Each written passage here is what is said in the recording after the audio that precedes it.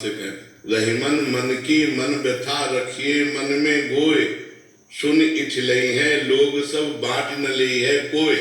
दूसरा कोई तुम्हारे दुख को थोड़ी बांट सकता है, बांट सकते हैं तो भगवान बांट सकते हैं। तो उस समय भगवान से जुड़ो, अंदर ही अंदर भगवान से प्रार्थना करो, भगवान के चिंतन में रहो, भगवान का नाम जप करो, तो जो दुख आया है वो ऐसे हंसते हंसते कट जाएगा। और अगर भगवान से नहीं जुड़े, परिवार से जुड़े, तो उनका भी मन दुखी होगा और कोई हमारे दुख को बांट तो लेगा नहीं। तो हमें लगता है अपने दुख को केवल भगवान से कहना चाहिए। दूसरा कोई पूछे कैसे हो तो मुस्कुरा के कह देना चाहिए अच्छा है। दो में एक कार्य कर देंगे, या तो आपको सहने की सामर्थ्य दे देंगे या उस संकट को हटा देंगे। तो भगवान से प्रार्थना करनी चाहिए, ना कि इंसान से। इंसान खुद दुखी है, वो तुम्हारे दुख में क्या सहयोग, बहुत से बहुत और हंसी उड़ा सकता है आपकी, या थोड़ा सा सहानुभूति प्रकट कर सकता है, लेकिन उसकी सहानुभूति से हमारा दुख मिट जाएगा क्या? लेकिन भगवान मिटा देंगे। भगवान इतने सामर्थ्यशाली है कि वो अलौकिक कार्य भी कर सकते हैं कि जो नहीं हो सकता वो भी हो सकता है। भगवान की कृपा से वो भी हो सकता है। कृपा की तब राम जी की तरफ खिंचा हुआ। शिव जी परेशान थोड़ी हो गए, शिव जी ने कृपा की आपके ऊपर। और एक गुप्त मत सब ही कहो कर जोरी, शंकर भजन बिना नर भगति न पावे मोर। भगवान श्री राम जी कह रहे हैं अयोध्यावासियों से, मैं हाथ जोड़कर एक गुप्त बात कहता हूँ, जब तक भगवान शंकर कृपा नहीं करते तब तक मेरे चरणारविंद की विशुद्ध भक्ति प्राप्त नहीं हो सकती। ये तो शंकर जी की कृपा का फल है। आप निगेटिव सोच क्यों बनाए हुए हैं? याद आती है कभी कभी, मतलब किसकी? शंकर जी। कभी कभी क्यों, हर समय बनी रहनी चाहिए ना। हमसे दूर हो गए ऐसा मतलब। व्यर्थ का चिंतन है, व्यर्थ का कोई सिद्धांत नहीं है ऐसा, ये व्यर्थ का चिंतन है, ऐसा नहीं करना चाहिए। बालकृष्ण जी अजमेर से। राधे राधे। राधे राधे महाराज जी। प्रभु जी, मैं आपसे कर्म का रहस्य या कर्म सिद्धांत समझना चाहता हूँ। आप कहते हैं कि भगवत प्राप्ति एवं भगवत प्राप्ति के अलावा सब कुछ विधि के विधान के अनुसार ही होगा, या यूं कहें कि सब कुछ तय है जब तक आप भगवान की भक्ति द्वारा उसे बदलने का प्रयास नहीं करते। भगवत प्राप्ति नहीं तय है, भजन नहीं तय है, ये नहीं तय है, ये किसी के भाग्य में नहीं लिखा है। ये हम नया भजन कर्म करके अपने पूर्व प्रारब्ध को मिटाकर भगवत प्राप्ति की रचना करते हैं। मनुष्य जन्म नए भाग्य की रचना के लिए मिला है। ये पूर्व कर्म के आधारित केवल पशुओं की तरह नहीं है कि पशुओं का जीवन जितना जहाँ जैसा लिखा वैसे ही होगा। मनुष्य जीवन ऐसा नहीं, हम नया कर्म कर सकते हैं।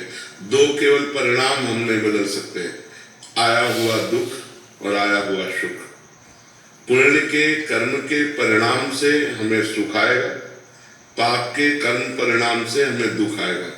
वो हम अच्छा कर्म कर रहे इस समय, फिर भी हमें दुख भोगना पड़ेगा। जिसका पच गया ना, बड़ा भजना नंदी एक थप्पड़ भी मार दिया ना, भगवान तुम्हारा मंगल करे, भगवान तुम्हारी बुद्धि शुद्ध करे, भगवान तुम्हें सुख प्रदान करे, कभी दुख न प्रदान। ये पचे हुए भजन वाले की बात है।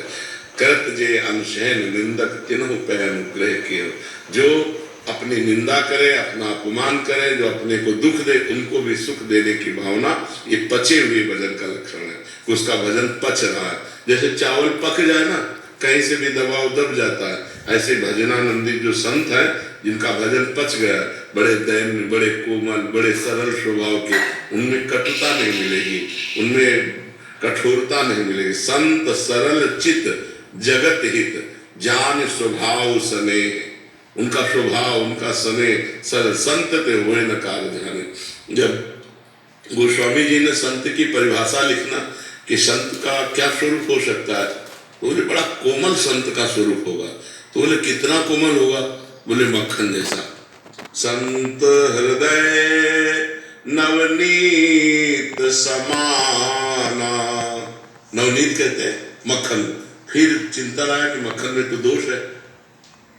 मक्खन जो है निज परितरण दैवी संपदा, ये संत संग से आती, इसलिए ऐसा होता है। संत के मतलब सावधानियां क्या रखें? सबसे बड़ी सावधानी हमें ये कि उनकी आज्ञा का उल्लंघन न हो। यदि हम संत आज्ञा का पालन करते तो आज्ञा सन्न सुसाहिब सेवा, उनकी आज्ञा पर हम चले, सब सावधानियां अपने आप आ जाएगी।